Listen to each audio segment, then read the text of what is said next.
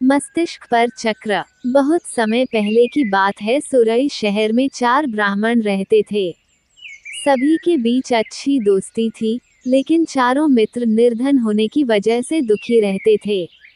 गरीबी की वजह से सभी लोगों से अपमान सहने की वजह से चारों ब्राह्मण शहर से चले जाते हैं। सभी दोस्त आपस में बात करने लगे कि पैसे न होने की वजह से उनके अपनों ने उन्हें छोड़ दिया, घर में ही बेगाने हो जाते हैं। इस बात पर चर्चा करते हुए उन सबने दूसरे राज्य जाने और वहां भी बात न बनने पर विदेश जाने का फैसला लिया। ये निर्णय लेने के बाद सभी यात्रा पर निकल पड़े। चलते चलते उन्हें बहुत प्यास लगने लगी, तो वो पास ही क्षिप्रा नदी में जाकर पानी पीने लगे। पानी पीने के बाद सभी नदी में नहाए और आगे की ओर निकल पड़े। कुछ दूर चलने पर उन्हें एक जटाधारी योगी दिखा। ब्राह्मणों को यूं यात्रा करते हुए देखकर योगी ने उन्हें अपने आश्रम आकर थोड़ी देर आराम करने और कुछ खाने का न्योता दिया। ब्राह्मण खुश होकर योगी के आश्रम चले गए। वहां उनके आराम करने के बाद योगी ने ब्राह्मणों से उनकी यात्रा का कारण पूछा। ब्राह्मणों ने अपनी पूरी कहानी सुना दी और कहा कि योगी महाराज गरीबों का कोई नहीं होता, इसलिए वो तीनों धन कमाकर बलवान बनना चाहते हैं। उनका निश्चय देखकर योगी भैरवनाथ बहुत खुश हुए। तब ब्राह्मणों ने उनसे धन कमाने का कोई रास्ता दिखाने का आग्रह किया। योगी के पास तप का बल था, जिसका इस्तेमाल करके उसने एक दिव्य दीपक उत्पन्न किया। भैरवनाथ ने उन ब्राह्मणों को हाथ में दीपक लेकर हिमालय पर्वत की ओर बढ़ने को कहा। योगी ने बताया, हिमालय की तरफ जाते समय ये दीपक जिस जगह गिरेगा, तुम वहां खुदाई करना। वहां तुम्हें बहुत धन मिलेगा। खुदाई के बाद जो भी मिले उसे लेकर घर लौट जाना। हाथ में दीपक लेकर सभी ब्राह्मण योगी के कहे अनुसार हिमालय की ओर निकल पड़े। बहुत दूर निकलने के बाद एक जगह दीपक गिर गया। वहां ब्राह्मणों ने खुदाई शुरू की। खोदते खोदते उन्हें उस जमीन में तांबे की खान मिली। तांबे की खान देखकर ब्राह्मण बहुत खुश हुए।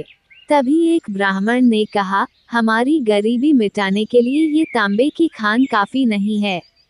अगर यहाँ तांबा है, तो आगे और बहुत कीमती खजाना होगा। उस ब्राह्मण की बात सुनकर उसके साथ 2 ब्राह्मण आगे बढ़ गए और एक ब्राह्मण उस खान से तांबा लेकर अपने घर लौट गया। आगे चलते चलते फिर एक जगह दीपक गिर गया। वहां खुदाई करने पर चांदी की खान मिली। ये खान देखकर तीनों ब्राह्मण खुश हुए। फिर एक ब्राह्मण तेजी से उस खान से चांदी निकालने लगा, लेकिन तभी एक ब्राह्मण ने कहा, आगे और कोई कीमती खान हो सकती है। ये सोचकर 2 ब्राह्मण आगे निकल गए और एक ब्राह्मण उस चांदी की खान को लेकर घर लौट गया। फिर आगे चलते चलते एक जगह दीपक गिरा, जहां सोने की खान थी। सोने की खान देखने के बाद भी एक ब्राह्मण के मन का लोभ खत्म नहीं हुआ। उसने दूसरे ब्राह्मण से आगे की ओर चलने को कहा, लेकिन उसने मना कर दिया। गुस्से में लोभी ब्राह्मण ने कहा, पहले तांबे की खान मिली, फिर चांदी की और अब सोने की। सोचो आगे और कितना कीमती खजाना होगा। उस लोभी ब्राह्मण की बात को अनसुना करते हुए उस ब्राह्मण ने सोने की खान को निकाला और कहा, तुम्हें आगे जाना है तो जाओ, लेकिन मेरे लिए ये काफी है। इतना कहकर वो सोना लेकर घर चला गया। तभी वो लोभी ब्राह्मण दीपक हाथ में लेकर आगे चलने लगा। आगे का रास्ता बहुत कांटों भरा था। कांटों भरा रास्ता खत्म होने के बाद बर्फीला रास्ता शुरू हो गया। कांटों से शरीर खून से लथपथ हो गया और बर्फ की वजह से वह ठंड से ठिठुरने लगा। फिर भी अपनी जान को दांव पर डालकर वह आगे बढ़ता रहा। बहुत दूर चलने के बाद उस लोभी ब्राह्मण को एक युवक दिखा, जिसके मस्तिष्क पर चक्र घूम रहा था। युवक के सिर पर चक्र को घूमता देख उस लोभी ब्राह्मण को बड़ी हैरानी हुई। लोभी ब्राह्मण काफी दूर तक चल चुका था, इसलिए उसे प्यास भी लग रही थी।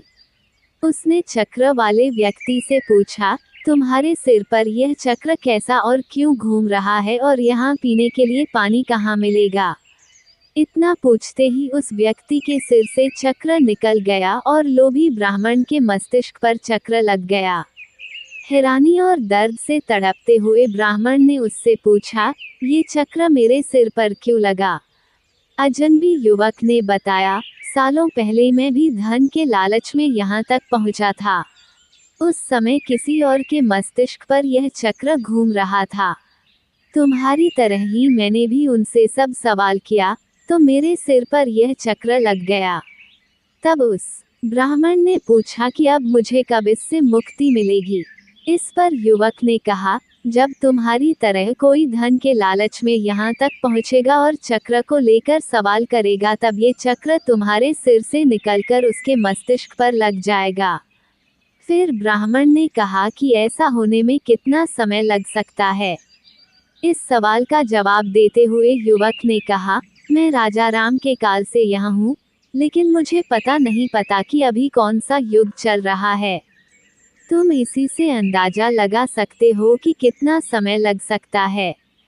इतना बताकर वो युवक वहां से चला गया और ब्राह्मण मन ही मन बहुत दुख हुआ और चक्र के घूमने से हो रहे दर्द से उसके आंसू निकलने लगे। कहानी से सीख, लालच हमेशा व्यक्ति को कष्ट और मुश्किल में डाल देता है। इसलिए हमें जितना मिलता है उसी में संतोष करना चाहिए और हर अवस्था में रहते हुए खुशी खुशी जीवन जीना चाहिए।